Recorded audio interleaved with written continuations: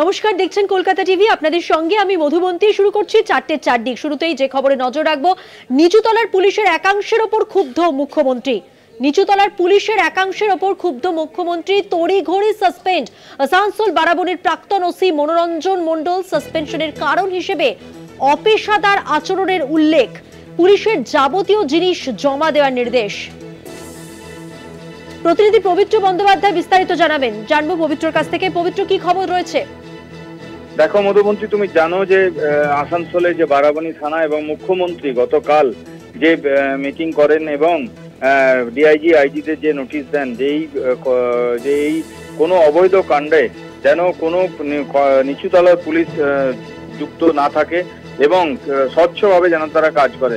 এবং তারপরে তোমাকে বলে রাখি, আসানসোল দুর্গাপুর পুলিশ কমিশনারের পুলিশ কমিশনার আসানসোলের যে বারাবণী থানার ওসি ছিলেন মনোরঞ্জন মণ্ডল, সদ্য সে ট্রান্সফার নিয়েছিল অন্ডাল থানায়, কিন্তু তার আগেই তার হাতে যে সাসপেনশন নোটিশ যাকে বলে তাকে সাসপেন্ড করা হলো এবং সে তার অপেশাদার তার কাজকর্ম এবং তার কর্তব্যে গাফিলতি জন্য তাকে যেমন সাসপেন্ড করেছেন পুলিশ কমিশনার, পাশাপাশি তোমাকে বলে রাখি তার যে ব্যবহার পুলিশের যা যা কিট বা যা যা জিনিসপত্র তা জমা দিতে বলা হয়েছে। এবং তোমাকে বলে রাখি যে স্বচ্ছ পরিস্থিতি বা স্বচ্ছ পরিবেশ তৈরি করার জন্য কথা বললাম আমাদের প্রতিনিধি পবিত্র বন্দ্যোপাধ্যায়ের সঙ্গে।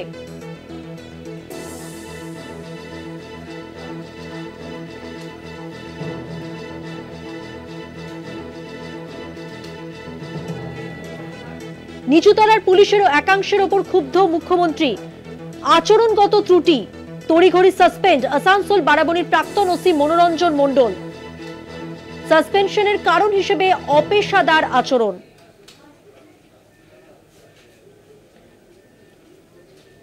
পুলিশের যাবতীয় নথিপত্র জমা দেওয়ার নির্দেশ দেওয়া হয়েছে।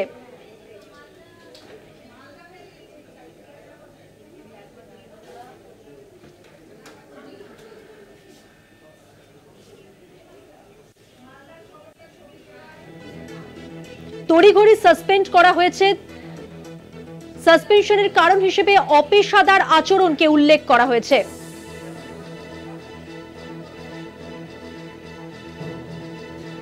পুলিশের যাবতীয় নথিপত্র জমা দেওয়ার নির্দেশ।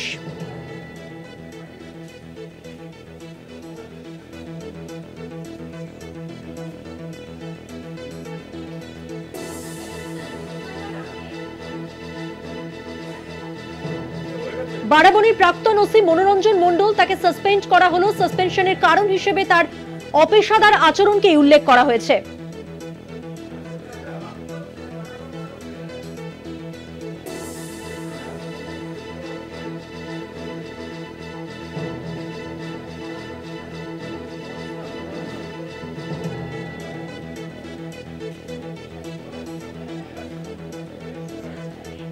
এ বিষয়ে আমরা কথা বলেছিলাম বিভিন্ন রাজনৈতিক দলের নেতৃত্বদের সঙ্গে। তারা কি বলেছেন শোনাবো। সজল ঘোষ এবং জয়প্রকাশ মজুমদার কি বলেছেন পরপর শুনুন।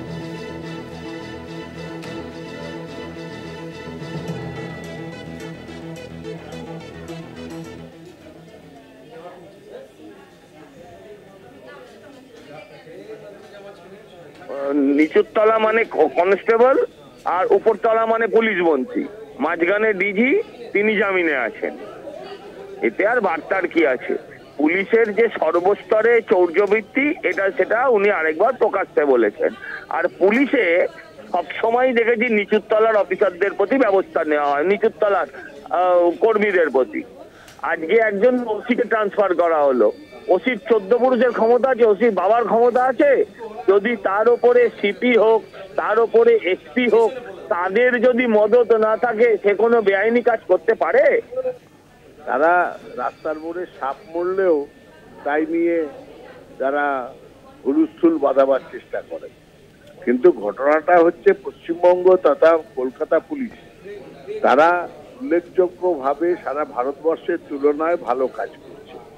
কিন্তু মমতা বন্দ্যোপাধ্যায়ের সরকার মনে করে যে তার আরো উন্নয়ন দরকার, উন্নতিকরণ দরকার, এবং একটা সামগ্রিক এত বড় একটা অর্গানাইজেশন তাতে কোথাও কোথাও যে ত্রুটি বা কোথাও কোথাও যে ঘটনা দেখা যাচ্ছে, অল্প বিস্তর দুর্নীতির ঘটনাও সামনে আসছে, সেগুলোকে ঠিক করার কথা বলেছেন মমতা বন্দ্যোপাধ্যায়। তিনি সজাগ আছেন এবং কড়া নজর রাখছেন, এটাই তো সব থেকে প্রয়োজন।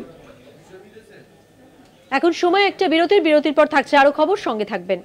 যে খবরে নজর রাখবো এবার, রিলস বানাতে গিয়ে মালদার কালিয়াচকের স্কুলে দুর্ঘটনা, এবং যেটা জানা যাচ্ছে যে এক পড়ুয়ার মৃত্যু হয়েছে বন্দুক থেকে ছুটে যাওয়া গুলিতে। মৃত্যু হয়েছে অষ্টম শ্রেণীর স্কুল পড়ুয়ার। ঘটনায় গ্রেফতার একজন। কিভাবে বন্দুক পেল ওই স্কুল পড়ুয়া, এই মুহূর্তে সেই তদন্তই চলছে।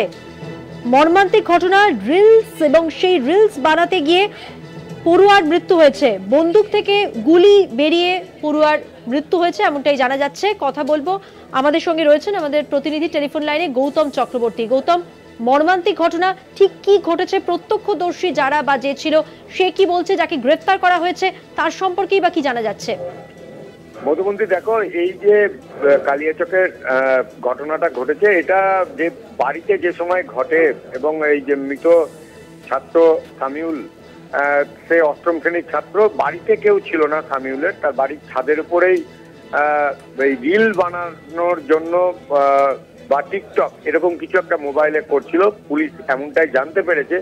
তবে এই 7mm যে পিস্তল পাওয়া গেছে, উদ্ধার হয়েছে, সেইটা কোথা থেকে আসলো, এটা কালিয়াচকেই তৈরি করা হয়েছে কিনা পুলিশ সেই সমস্ত খোঁজ নিচ্ছে। কারণ ওই বাড়ি থেকে যে পিস্তল তৈরির সামগ্রীও কিন্তু উদ্ধার করেছে পুলিশ, এবং গুলির ভিতরে যে বারুদ থাকে, গান পাউডার, সেটাও পাওয়া গেছে। এখন পুলিশ পুরোটাই তদন্ত করছে এবং ধৃত যে সে, তাকে পুলিশ জিজ্ঞাসাবাদ করছে এবং কোথা থেকে নিয়ে আসলো, না খুনের মতলবেই এই মাথাতে সরাসরি তার গুলিটা লাগে এবং কে গুলি চালালো পুরোটাই পুলিশ এখন বিচার তদন্ত করছে। এবং সেক্ষেত্রে পরিবারের পক্ষ থেকে কি বলা হচ্ছে গৌতম? পরিবারের পক্ষ থেকে যে মৃত ছাত্র, তার বাবা কিন্তু বলেছে যে এই পিস্তল তার বাড়িতে ছিল না, বাইরেতে কোথাও থেকে নিয়ে আসা হয়েছে। কারণ এই যে মারা গেছে ছেলেটি, সে এর আগেও কিন্তু মোবাইলের প্রতি তার একটা আসক্তি ছিল এবং সে টিকটক, রিল এই সমস্ত বানাতো এবং সে এই সমস্ত বানাতে বিশেষ দক্ষ হয়ে উঠেছিল। কিন্তু তার বন্ধু এই পিস্তলটা নিয়ে এসেছে। গৌতম, এইখানে একটা প্রশ্ন তো বারবারই উঠছে, যে তুমিও বললে যে রিলস বানাতে গিয়ে বন্দুক কোথা থেকে এলো। এইটাই কিন্তু পুলিশ বারবার করে ধৃত যে বন্ধু, যাকে পুলিশ গ্রেপ্তার করেছে, তাকে বারবার করে জিজ্ঞেস করছে যে পিস্তলটা কে নিয়ে এসছে, কোথা থেকে আনলো।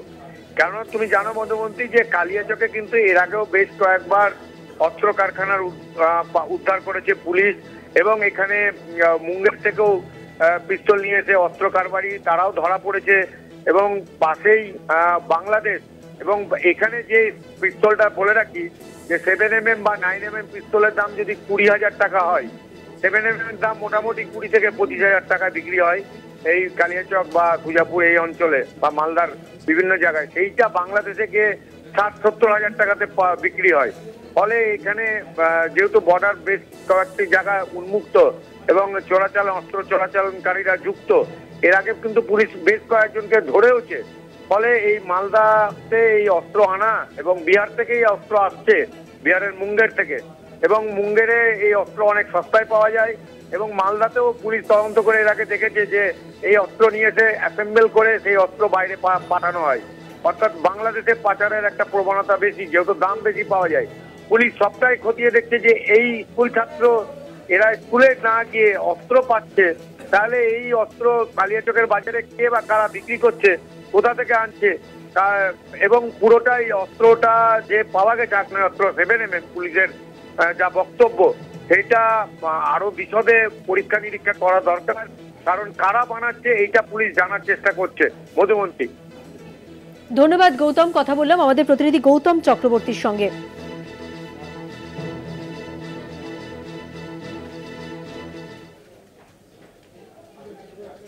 নজর রাখবো পরের খবরে। প্রতারণার শিকার সল্টলেকের বাসিন্দা। সোশ্যাল মিডিয়ায় শেয়ার বাজারের বিজ্ঞাপন দেখে বিনিয়োগ করেন তিনি। 1 কোটি টাকা প্রতারণার মামলায় গ্রেফতার 6। গ্রেফতার করে বিধাননগর সাইবার ক্রাইম থানা। শাকিল মোস্তাক প্রতিনিধি আমাদের সঙ্গে টেলিফোন লাইনে রয়েছেন, কথা বলবো তার সঙ্গে। শাকিল, কি জানা যাচ্ছে পুলিশ সূত্রে?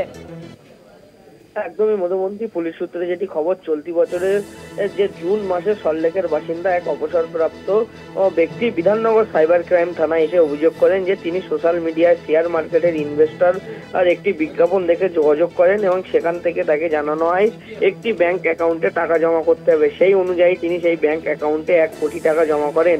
এরপরেই তিনি বুঝতে পারেন যে তিনি প্রতারিত হয়েছেন। ঘটনার তদন্ত শুরু করে সাইবার ক্রাইম থানার পুলিশ, কিন্তু ব্যাংক অ্যাকাউন্টে ওই ব্যক্তি টাকা জমা করেছিলেন তার খোঁজ করে পুলিশ জানতে পারে সেই ব্যাংকের লিঙ্ক রয়েছে কিন্তু দেশের বাইরে। এরপরেই কিন্তু বিদেশের একটি ব্যাংক অ্যাকাউন্টে পৌঁছেছিল যে ওই টাকা, এমনটাই কিন্তু পুলিশ সূত্রে খবর। এই ঘটনায় কিন্তু তদন্ত নেবে সাইবার ক্রাইম থানার পুলিশ। 6 জনকে গ্রেফতার করে কলকাতা থেকে।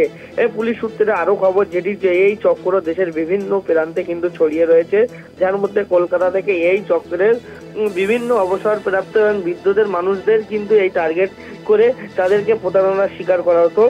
মূলত 6 অভিযুক্তকে কিন্তু আজ বিধাননগর আদালতে ফেরত তোলা হয় সাইবার ক্রাইম থানার পুলিশ এবং নিজেদের হেফাজতে নেওয়ার আবেদন জানাবে বলেই পুলিশ সূত্রে খবর। এই চক্রের অভিযুক্তদের খোঁজে তল্লাশি চালাচ্ছে আরো যারা অভিযুক্তরা আছে এবং এই বিধাননগর সাইবার ক্রাইম থানার পুলিশ গোটা ঘটনার কিন্তু তদন্ত করছে। ধন্যবাদ শাকিল। কথা বললাম আমাদের প্রতিনিধি শাকিল মোস্তাকের সঙ্গে।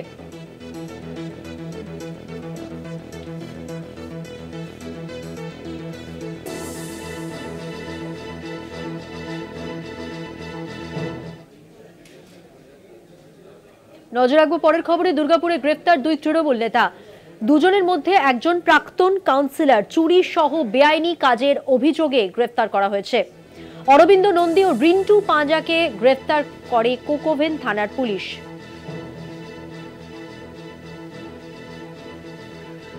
কথা বলবো আমাদের প্রতিনিধির সঙ্গে। সঞ্জিত,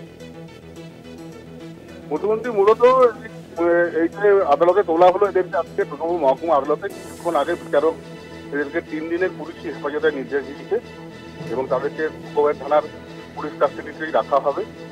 এবং এই ঘটনাতে তৃণমূলের রাজনৈতিক মহলে দুর্গাপুরে যথেষ্ট চাঞ্চল্য তৈরি করেছে এই ঘটনায়।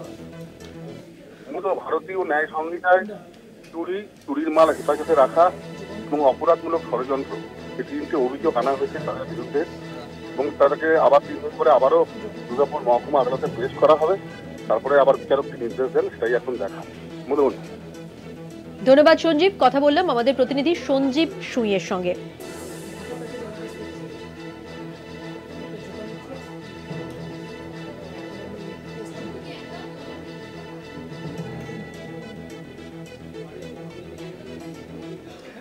এবার যে খবরে নজর রাখবো, বর্ধমান মেডিকেল কলেজে থ্রেট কালচারে অভিযুক্তদের পরীক্ষায় বসতে বাধা নেই। সাসপেন্ড 10 জন পড়ুয়া ক্লাসে যেতে ও পরীক্ষায় বসতে পারবে। থ্রেট কালচারের অভিযোগে সাসপেন্ডের সিদ্ধান্তের সমস্ত নথি তলব করা হয়েছে। 29 নভেম্বরের মধ্যে কলেজ কাউন্সিলে নেওয়া হবে সমস্ত সিদ্ধান্ত, কিন্তু তার আগে সমস্ত নথি তলব করা হয়েছে। আর একবার জানিয়ে রাখি আপনাদের, বর্ধমান মেডিকেল কলেজে থ্রেট কালচারে অভিযুক্তদের পরীক্ষায় বসতে বাধা নেই। সাসপেন্ড 10 জন পড়ুয়া তারা কিন্তু ক্লাসে যেতে পারবে এবং পরীক্ষায়ও বসতে পারবে, এমনটাই সিদ্ধান্ত। বিস্তারিত জানাবেন আমাদের সঙ্গে টেলিফোন লাইনে রয়েছেন আমাদের প্রতিনিধি পীযূষ কান্তি নাগ। পীযূষ কান্তি, কি খবর রয়েছে বিষয়? দেখো, বর্ধমান মেডিকেল কলেজে 10 জনকে যে সাসপেন্ড করা হয়েছিল, সেই সাসপেনশনের সিদ্ধান্তকে চ্যালেঞ্জ জানিয়ে কলকাতা হাইকোর্টে আবেদন জানায় ওই 10 চিকিৎসক। তাদের আবেদনের শুনানি চলাকালীন বিচারপতি জয় সেনগুপ্ত তিনি মন্তব্য করেন কিসের ভিত্তিতে তাদের সাসপেন্ড করা হলো এবং তাদের